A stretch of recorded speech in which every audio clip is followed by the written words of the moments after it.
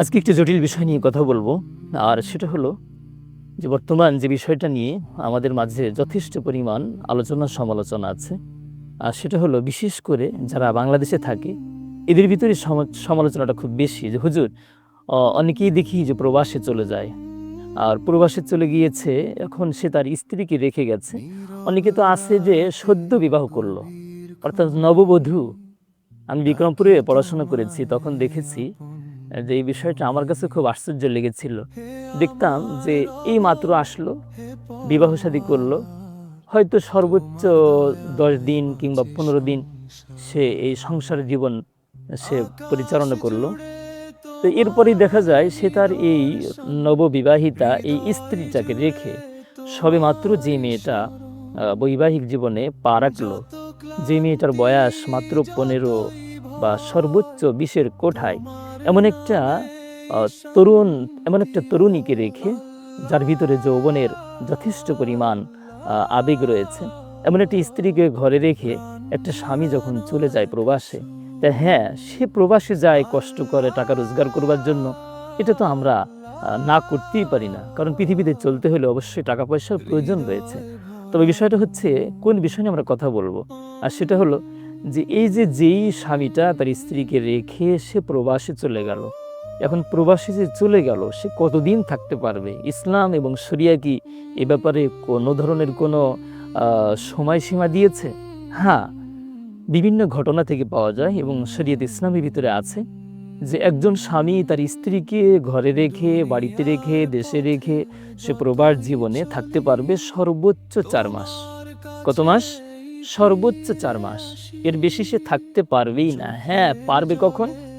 যখন উভয়ে অর্থাৎ স্বামী এবং স্ত্রী, স্ত্রীও বলতেছে হ্যাঁ স্বামী, আমরা তো অভাবী, আমাদের টাকা পয়সা যা আছে দিয়ে আমাদের জীবন চলবে না, ভবিষ্যতে সন্তান ঘরে আসতে পারে, তারা বড় হতে পারে, তাদের লালন পালন ভরণ পোষণ, তাদেরকে উচ্চ শিক্ষায় শিক্ষিত করতে হলে অনেক কিছু আমাদের প্রয়োজন, জায়গা জমি করার প্রয়োজন, ঘর বাড়ি। তো এই সন্তানাদির ভবিষ্যৎ চিন্তা করে একজন স্বামী যদি স্ত্রী বলে, তাকে অনুমোদন দেয় যে হ্যাঁ স্বামী, তুমি যতদিন পর্যন্ত প্রবাসে থাকবা, আমি তোমার স্ত্রী, আল্লাহর দেওয়া এক আমানত। তো তোমার যে আমানতটা স্বামী, তোমার যে আমানত, আমি স্ত্রী, আমি এই আমানতটা আমি হেফাজত করব, শতভাগ তোমাকে নিশ্চয়তা দিচ্ছি। এই আমানতের সামান্যতম কোনো খেয়ানত তুমি পাবে না, আজকেও পাচ্ছ না, ভবিষ্যতে মৃত্যু পর্যন্ত কোনোদিন তুমি পাবে না। এমন সিকিউরিটি, এমন সিওরিটি যদি পৃথিবীর কোনো স্বামী বা কোনো স্ত্রী তার স্বামীকে প্রদান করতে পারে, তা হ্যাঁ, তখন তো সে স্বামীর আর কোনো টেনশন থাকে না। হ্যাঁ, পরবর্তীতে মন মানসিকতা চেঞ্জ হওয়াটা শয়তানের ওয়াসওয়াসায় হোক বা পার্শ্ববর্তী প্রতিবেশী কোনো নরপশুর কারণে হোক, সেটা ভিন্ন কথা। কিন্তু অনেক মেয়েরাই কিন্তু আসলে ভালো, আমরা মেয়েদেরকে খারাপ বলতে পারি না, মেয়েরা কিন্তু আসলে ভালো, এদের মন খুব সরল। এর জন্য সরল পেয়ে অনেক পুরুষ তাদেরকে ফুসলিয়ে নানান রকম খারাপ কাজ এবং সামাজিক গর্হিত কাজে তাদেরকে বাধ্য করে। কিন্তু মেয়েরা কিন্তু ভালো, মারা ভালো দেখেই পৃথিবীর প্রতিটা পয়গম্বর কিন্তু মায়ের পেট থেকে কিন্তু পৃথিবীতে আসছে, মারা আসলে ভালো।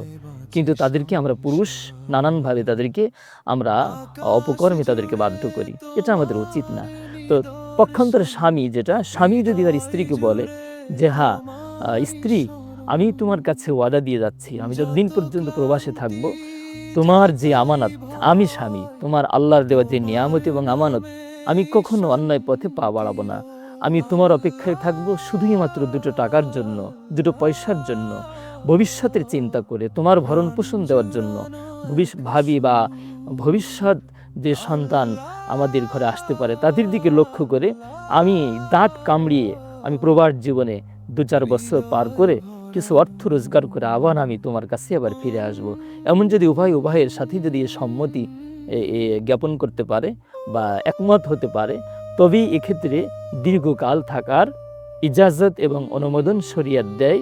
তবে না থাকাটাই সবচেয়ে বেটার এবং বেস্ট।